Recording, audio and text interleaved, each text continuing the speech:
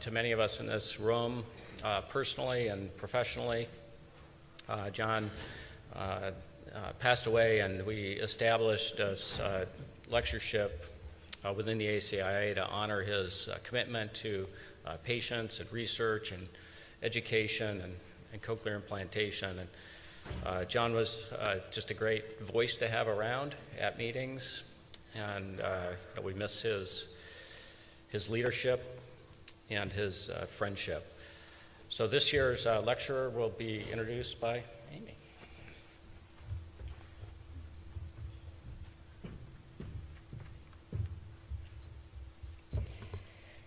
Thank you, Colin. I have the pleasure of introducing Dr. William Kronenberger, who is Director of the Section of Psychology and Executive Vice Chair of the Department of Psychiatry at Indiana University School of Medicine.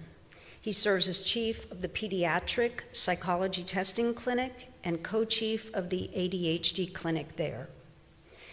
Dr. Kronenberger exemplifies excellence in numerous professional ways, but let me mention three. First, he is a prolific researcher whose NIH-funded grants have investigated neurocognitive, psychosocial, and spoken language development in children using hearing technologies. Much of our knowledge base regarding executive functions in children using cochlear implants bears his stamp. Second, he is a dedicated clinician whose clinical work involves assessment and treatment of ADHD, learning, and disruptive behavior disorders. He's developed many widely accepted clinical tests that are used nationally and internationally, including the LEAP, the PIBS, and the CHAOS. Third, Bill is a trusted colleague. He is generous with his time and his service to the profession. He has mentored many residents and postdocs, including a number who are in this room today, who themselves have gone on to make important contributions to our field. Researcher, clinician, colleague. These words that describe Bill also exemplify John Niparko, our friend and co-founder of the ACI Alliance, whose memory we honor at this session. So it is particularly fitting that to present the 2018 John Niparko Memorial Lecture, we welcome Dr. William Kronenberger to the lectern. Bill?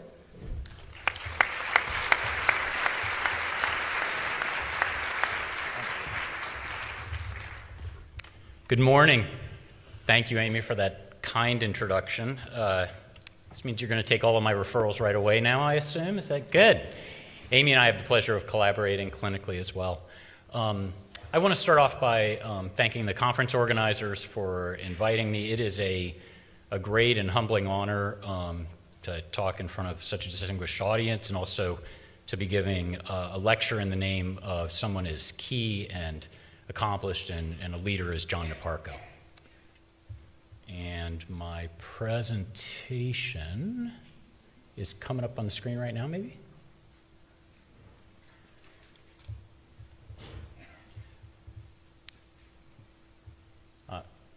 I'll tell you what, while it's coming up, let me go through a few housekeeping things. I'm going to show you a disclosure slide in a second.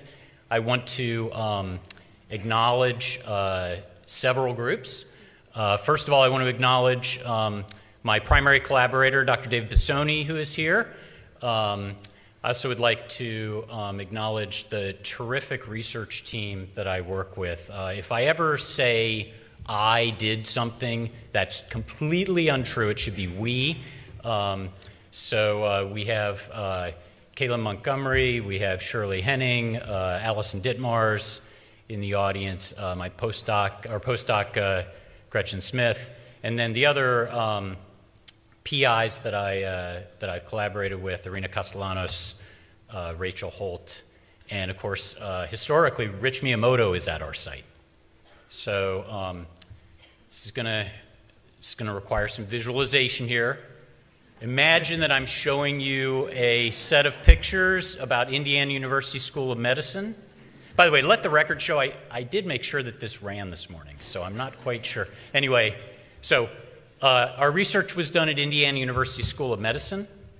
I want to make sure that I acknowledge our partners locally and nationally that help us do this research as well. We are fortunate to work with a number of organizations locally that help us with recruitment. The organizations also help us with disseminating our results, because we want not only to do research, but also to translate these results and present them to parents. And then I also want to acknowledge, well, now if I can advance it, we'll be good to go. Okay. Aha. All right. I also want to acknowledge NIDCD. Quite a bit of this research, well, almost all of it, would not have been possible without funding from NIDCD.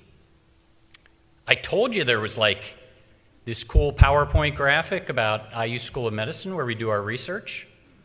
And now let me get into the meat of the talk here. So we know where it all begins and why we do what we do. The benefits of cochlear implantation are well established. I'm delighted to show in this graphic an article first authored by Dr. Niparko, as well as with the authorship of his colleagues.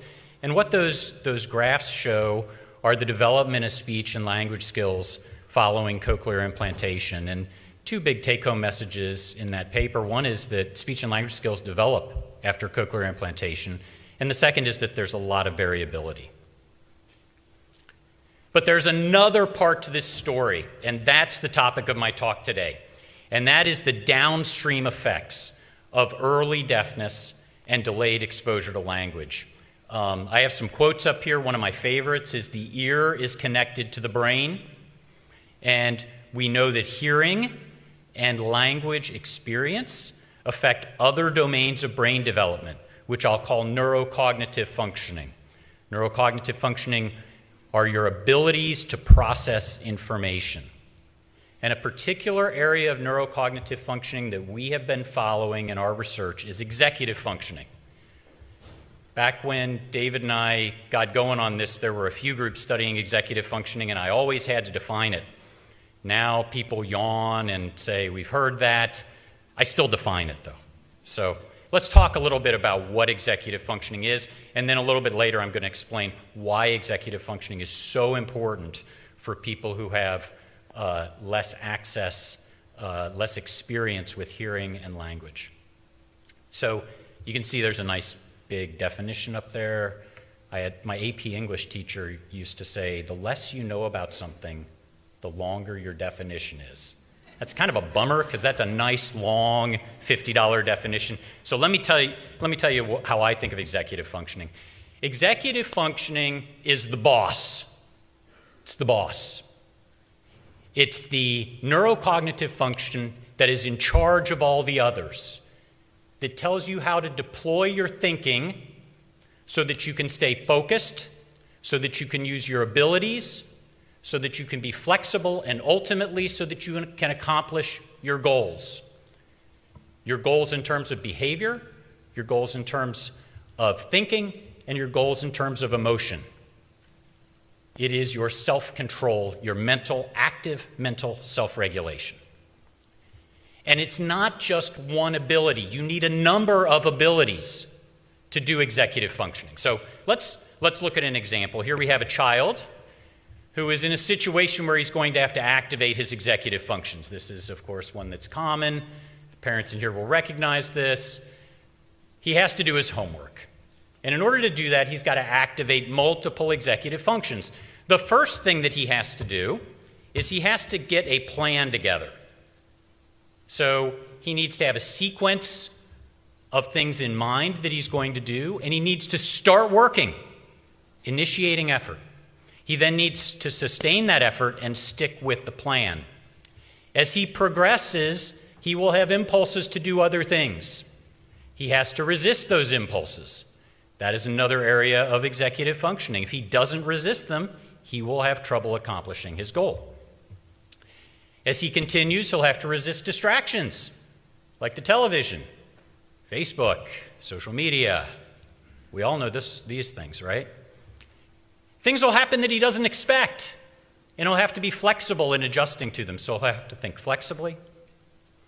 Throughout doing his homework, he's going to have to hold in memory what he's done, and he's going to have to hold those things in memory as he is doing new things in homework. That's working memory. Memory that doesn't come easy. You have to work at it. And then finally, he has to control his attention so that he can work at a good pace, efficiently. We call that controlled cognitive fluency. Controlled attention so that you can work quickly. All of these are domains of executive functioning. They all work together like a symphony so that you can get things done.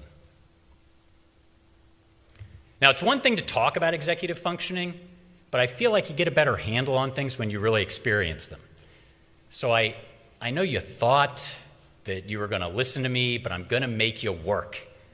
Sorry, I'm Dr. Executive Functioning. I got to make you work. So we're going to practice 3 areas of executive function. I'm going to give you tests. The first area is verbal working memory. This is an example of one of the tests we use. We use multiple tests for every area of executive function. I'm going to feature one of each of our 3 main areas. So this one you may be familiar with. This is called digits backward. I'm going to present to you a series of digits. I'd like for you to hold them in mind in the order that they're presented. At the end, I'm going to ask you to repeat them backward, and we're going to see if this collective room of very accomplished people can get this right. You ready? Here they come.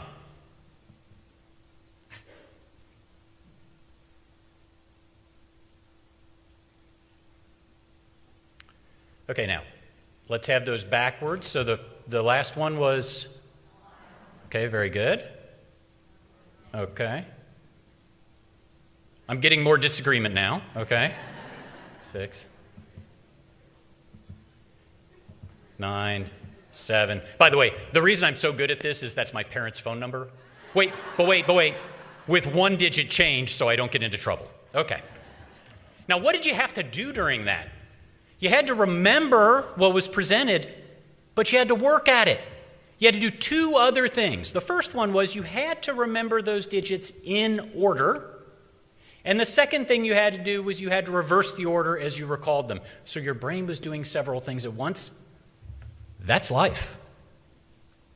And the better you do it, the better you will accomplish your goals. But executive functioning isn't just memory. Here's another example. I'm going to test what's called your inhibition concentration, or maybe we'll just call it focus. So this is your ability to stay focused so that you respond to stimuli appropriately, and you don't respond to things you're not supposed to respond to. When you respond to a stimulus you're supposed to, we call that vigilance. When you don't respond to something you're not supposed to respond to, we call that inhibition. Life is vigilance and inhibition. Here's an example of our test. So this is, obviously, we try to use less language. We don't want to confound this with language if possible. The target is a black square at the top of the screen. The kids in our studies have a little push button that they push when there's a target at the top of the screen, and they don't push the button when there's a target at the bottom of the screen. The target bounces back and forth between the top and the bottom of the screen every 2 seconds, and it lasts for 22.5 minutes. We are so popular after this testing with these kids. Okay. The point is, though, we want you to see how you can sustain attention over an extended period of time. Now, I will not make you do this for 22.5 minutes, but I'll have you do it for a few seconds. Now, we don't have push buttons, so what I'm going to ask you to do is when the target is at the top of the screen, just raise your hand. Everybody do that? Okay. When the target's at the bottom of the screen, put your hand down. So if it's like this, what are you going to do? Good. And if it's like this, okay? Now, is there a back button on this? Let's see. Yeah, okay. So if it's like that, there you go. It's like that. Good. That. Good. That. Good. That. Oh, you should see yourselves. All right. So now I'm going to do the test. Now, one other thing. I want you to respond as quickly as you can. As quickly as you can. You ready? Okay. Here we go.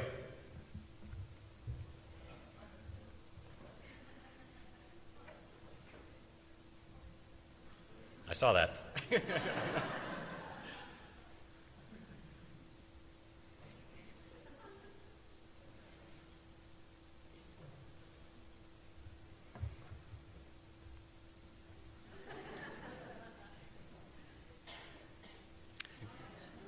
Outstanding.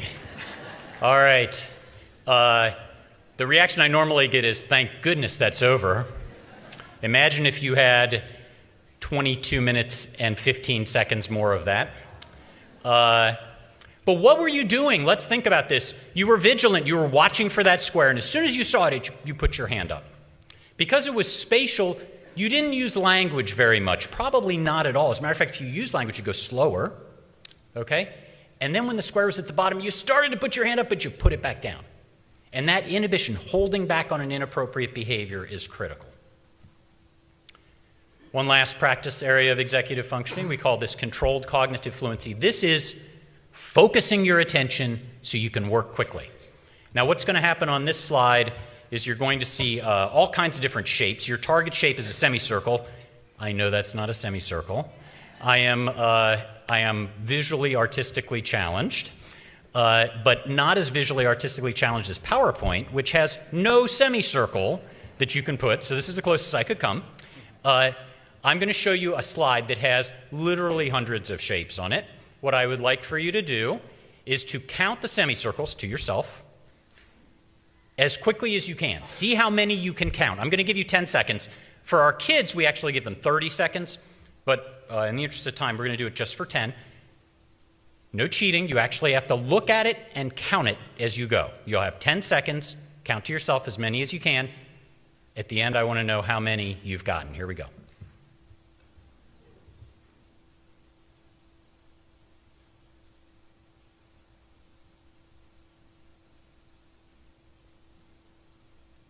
All right.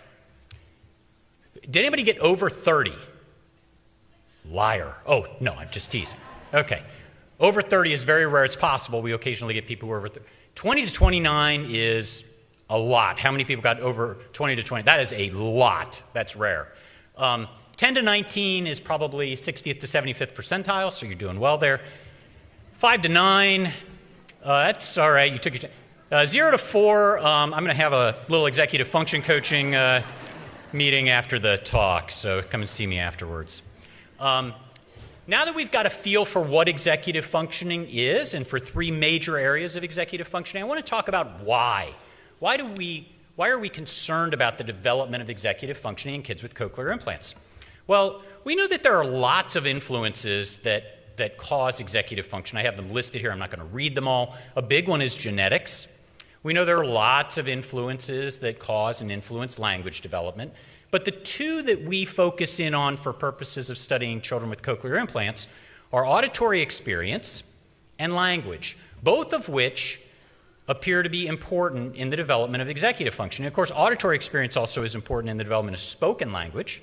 So it affects executive functioning not only directly, but through its effect on language. I'm going to spend some time talking about the research that shows executive functioning in kids with cochlear implants, understanding that their reduced auditory experience, particularly prior to the implant, and their reduced exposure to spoken language, again, prior to the implant and to some extent afterwards, put pressure on the development of their executive functioning. And they put pressure on perhaps using other influence, executive functioning influence to compensate, or they may actually increase the risk of executive functioning delay. And then toward the end, I'm going to talk about an exciting thing in our research, which is that executive functioning also seems to influence spoken language outcomes. And if that's the case, then we may have a new area of intervention to help to improve spoken language outcomes in children with cochlear implants. So I'm not going to go through all this. Yes, I am a researcher, and you got to have lots of circles and arrows in your model. Fine. Okay. Why would hearing and auditory experience be important for the development of executive functioning? Simply put, auditory experience, hearing, gives the brain a chance to practice executive functioning. And that practice is constant. It is a constant inflow of sensory information. One way you can see in the upper left here we have a child, and he's having to listen to an adult speaking. That executive function practice of selective attention to that while ignoring the TV, the dog, playing, and music allows him to practice his executive functioning. Another way is integrating auditory sensation with other sensations, which teaches you how to organize complexity. And then finally, processing auditory signals sequentially involves things like working memory and sequential processing, all of which are important in the development of executive functioning. So hearing and auditory experience provide practice with executive functioning. Language is also crucial in the development of executive functioning. How do we use language for executive functioning? Well, we use it to regulate ourselves. We use it to control ourselves, to remind ourselves of what we're supposed to do. We tell ourselves, pay attention. We remind ourselves of our goals. Remember to do my homework.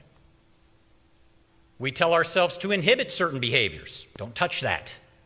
Okay? My favorite stories was I was working with a little toddler, old infant, young toddler, and talking to his mom, and he's toddling around the room, and he starts walking toward the electrical outlet, and as he's walking toward the electrical outlet, he's going, no, no, no, no, no. It's executive functioning. Way to go. Wasn't working, but it's good. Language also helps you to hold your plan in mind. You say, oh, what am I supposed to do next? Okay. Kids with cochlear implants have an early period of deafness, reduced auditory experience, reduced exposure to spoken language.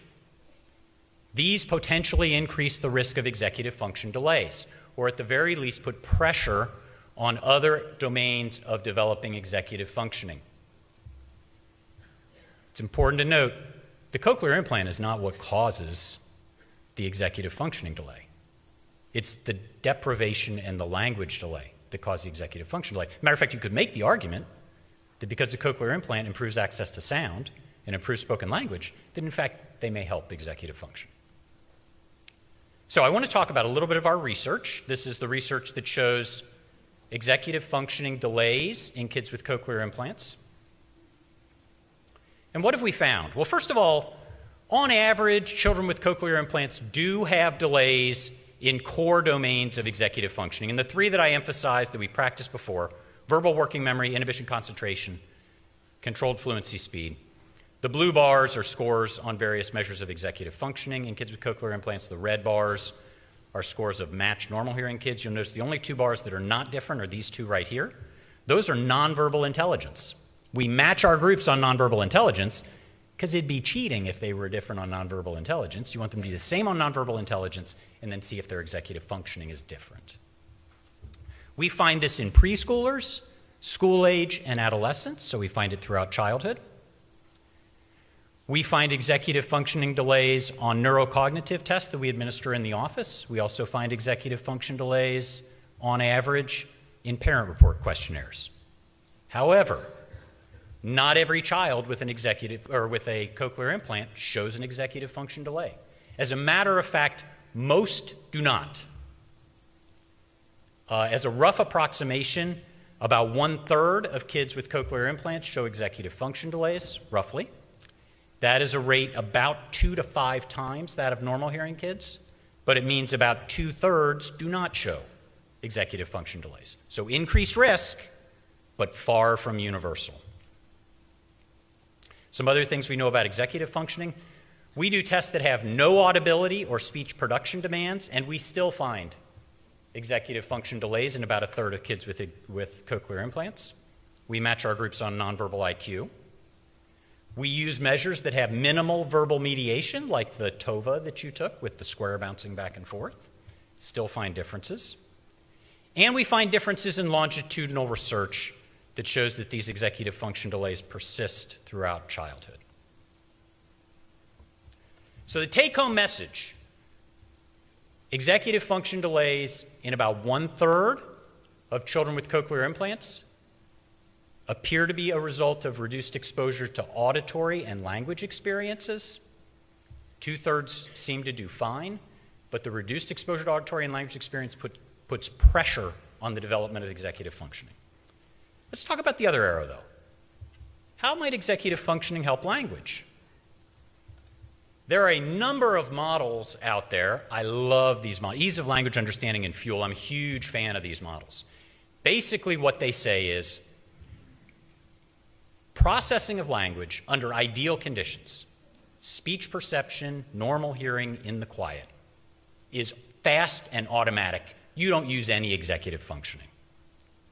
Okay? However, under more challenging conditions, you have to put in effort to process language. And as soon as you have to put in effort, you activate executive functioning. If that's the case, then processing language under challenging conditions is going to be more dependent on executive functioning.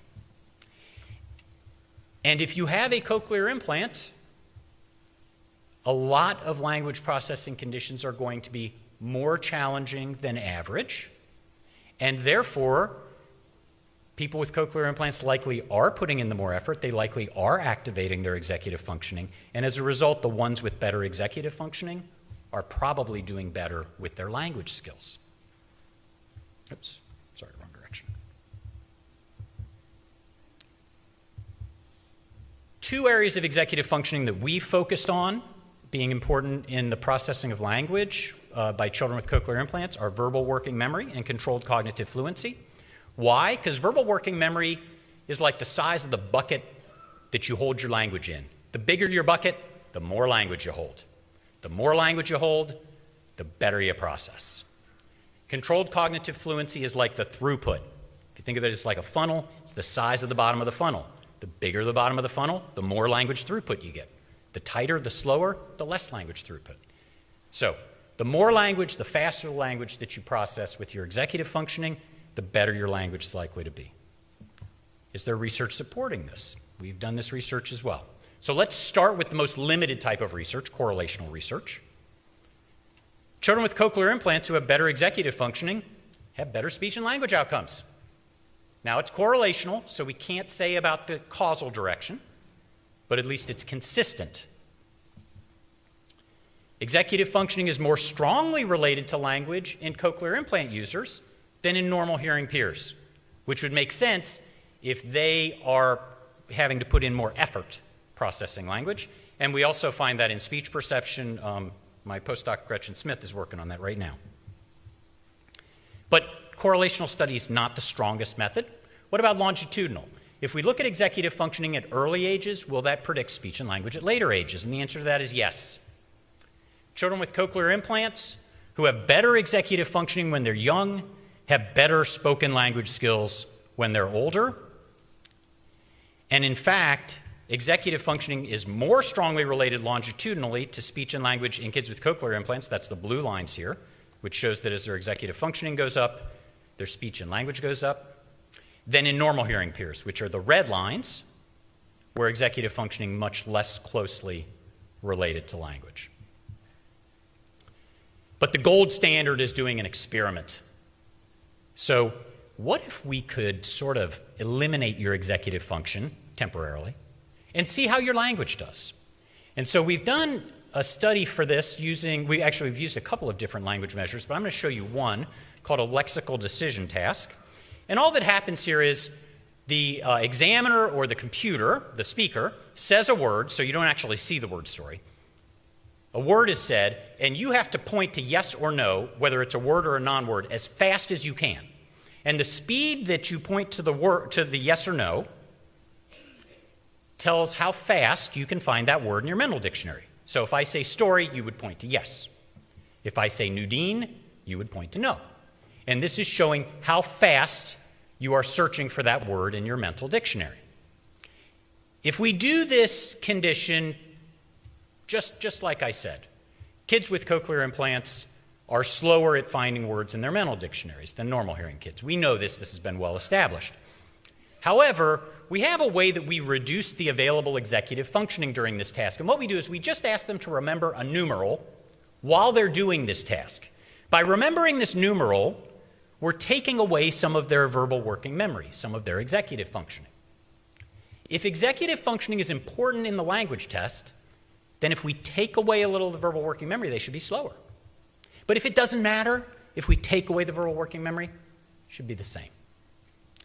And I pushed the wrong button. Oh, there we go. So here's what the task looks like when we try to take away a little of their verbal working memory. You see a numeral, you have to remember it. You push no, and I say, what was the numeral? Okay. Seems easy. And for normal hearing peers, it is. The red bars are their speed of hitting yes or no after seeing the word. Kids with cochlear implants are slower, we know that. The yellow bars are their speed of hitting the yes or no button when they have to remember the digit. For normal hearing kids, it doesn't matter. You give them a digit to remember, I wasn't using my executive functioning anyway. I'm every bit as fast. Our kids with cochlear implants slow down. Hey, I need that. Don't take that away. I need that. That is an experimental manipulation that shows us that, in fact, kids with cochlear implants are using executive functioning during their language processing at a rate more than normal hearing kids. So what are the implications of this? Well, first of all, let's go back and talk about, roughly speaking, a third of kids with cochlear implants at risk for executive function delays because of that reduced exposure to sound and language during early development. And kids with cochlear implants are more dependent on executive functioning when they're processing language, particularly challenging language. What are the implications for practice? First of all, I don't know how many cochlear implant clinics are routinely assessing kids for executive function delays. And given this, we probably ought to be doing that more. We're trying to get some very quick, easy measures of executive function that would not cost a lot of time that we can disseminate for people to use. By the way, just contact me. They're free. I'm a horrible businessman. It's yours. Okay. Secondly, if we improve executive functioning, perhaps we may get a bonus improvement in speech and language functioning, which then raises the question, and this is at the end of my talk here, can we improve executive functioning? Of course. That's what we do with kids, right? We say, use your words, right? Be in a routine. Think about it. Do you expect more control out of a 13-year-old than out of a 3-year-old? Well, maybe not. All right, let's go to 30. Well, when you're older, you have better control. Let's just leave the teenagers out of this, okay? We embed kids in environments that teach them executive functioning, and they learn it. What that means is we can teach environments how to promote executive functioning. School, home. We can also provide teaching opportunities for kids in lab environments. Probably that's not going to have a long-term effect, though, unless we carry it into the real world. So I can either stop my talk at 30 minutes like I'm supposed to, and I see Amy watching me, or I can do another 3 hours on all the different ways we can improve executive functioning. So I'm so sorry that I do not have 3 hours. But what I do have are handouts that have very nice websites that will talk about ways that have been proposed to improve executive functioning. I think ACIA is I think these are being put on the web. At the very least, you can get them from me. And feel free to use Allison's email. Sorry, Allison. devinfo@iupui.edu. If you can't find the handouts, we'll make sure they get to you. Thank you very much for your attention. I hope it was illuminating. It's a great honor, and a great honor to be able to speak a lecture in the name of Dr. John Niparko. Thank you.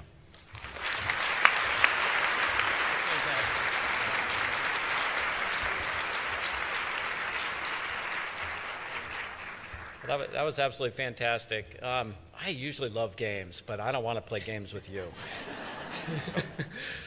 Dr. Niparko had a favorite glass making artistic shop that he would visit, and so we have a gift for you from in recognition of Dr. John Niparko and the lecture. Thank you. Thank you. Thank you so much.